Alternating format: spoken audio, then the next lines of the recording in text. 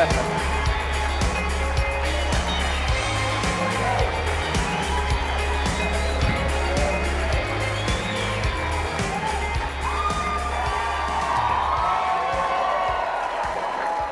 does a heart good, doesn't it, Governor?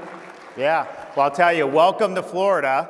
I know you probably wouldn't have been able to even do this in a lockdown state. I'm just glad I could attend CPAC, because if you did do it in a lockdown state, I have a policy, I only travel to free states. So I don't have any problem being in Florida.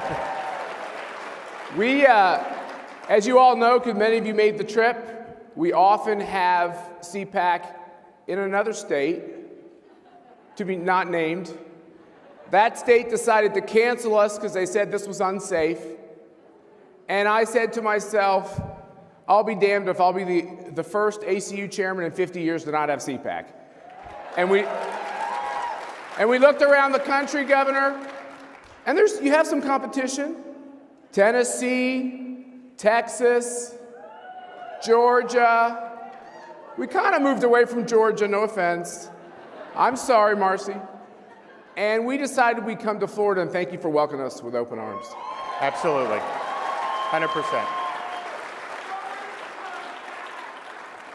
You know, Governor, some of your colleagues get Emmys for acting. We're happy to be in a state that has a governor who deserves the People's Choice Award. Yeah, thanks. I now give you Governor Ron DeSantis. All right. Thanks, buddy.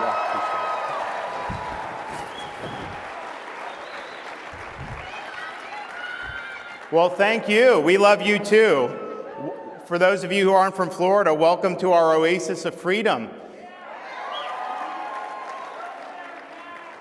We are an oasis of freedom in a nation that's suffering in many parts of the country under the yoke of oppressive lockdowns. We look around in other parts of our country, and in far too many places, we see schools closed, businesses shuttered, and lives destroyed.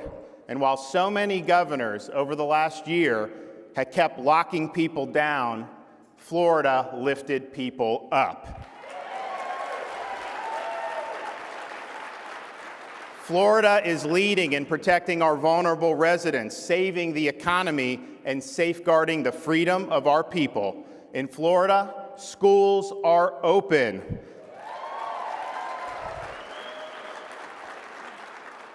Every Floridian has a right to earn a living, and all businesses have a right to operate. Now, we are stronger as a state and much happier as a people because of this leadership. Florida has lower per capita COVID mortality than the national average and lower than 27 other states. Our unemployment rate is lower than the national average, even though tourism isn't fully back. And our budget is in great shape. We have not touched one red cent from our rainy day fund throughout this whole time.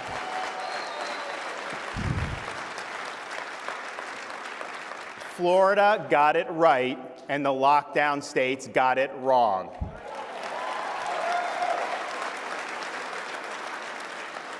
Florida has also led and continues to lead on ensuring the integrity of our elections.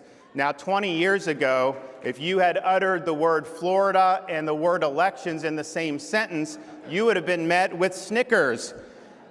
Well, when I came into office, I didn't wait for a crisis. I took early action to make sure we'd have a smooth election. One of the first things I did when I took office in 2019 was accept the resignation of Brenda Snipes as the supervisor of election in Broward County and remove the supervisor of election in Palm Beach County. We got those going in a good direction, and then when COVID hit, I rejected pressure to make hasty and ill-conceived changes to our election administration, like mass mailing of unsolicited ballots. And the result, on election night, by midnight, the state of Florida had counted, tabulated, and put out 11 million votes.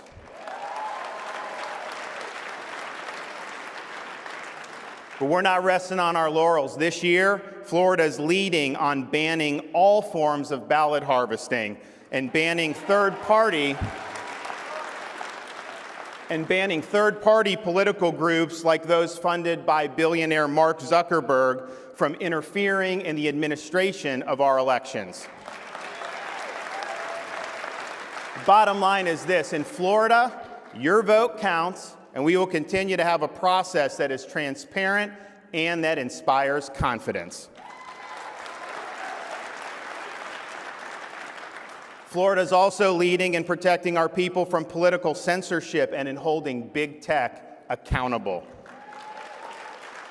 When our legislature convenes next month, it will pass and I will sign the most ambitious reforms yet proposed for combating political censorship and deplatforming, for preventing big tech from interfering in our elections, and for safeguarding the privacy of your personal data.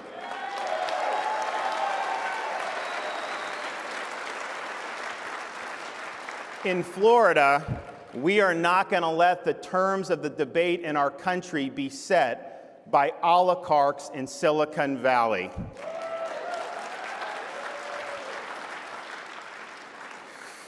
Now, Florida is leading on the issues that matter to conservatives. We don't spout hollow rhetoric, we take decisive action. And what's true in Florida is true for conservatives across the nation. We will not go back to the days of the failed Republican establishment of yesteryear.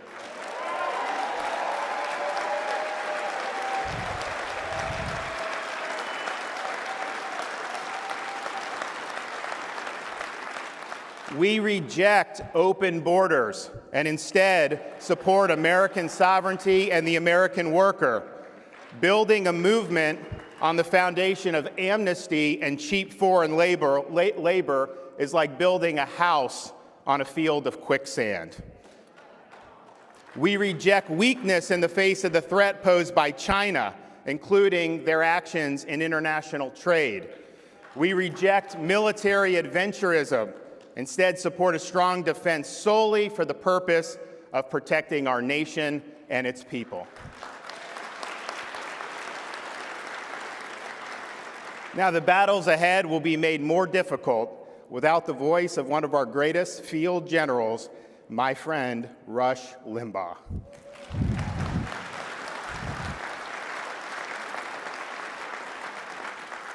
On Wednesday, the state of Florida had the flags flown at half-staff in honor of Rush, in honor of his legacy. Rush displayed the courage of his convictions time and time again. Rush was one of the first to fight and win against cancel culture. Rush showed that fighting the left requires strength and that conservatism devoid of backbone is doomed to fail.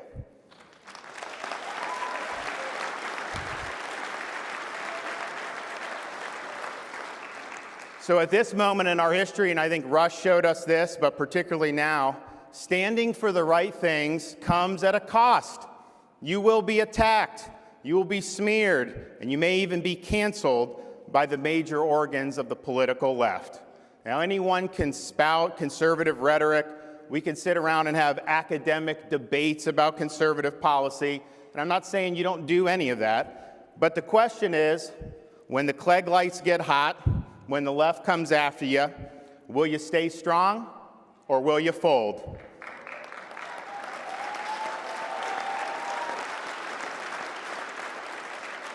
So enjoy CPAC in Florida as you leave to go back home, although if you're not from here, I don't know why you'd want to leave here. But when you do and you engage in the battles ahead, hold the line, stand your ground, and don't ever back down. Thank you. God bless you.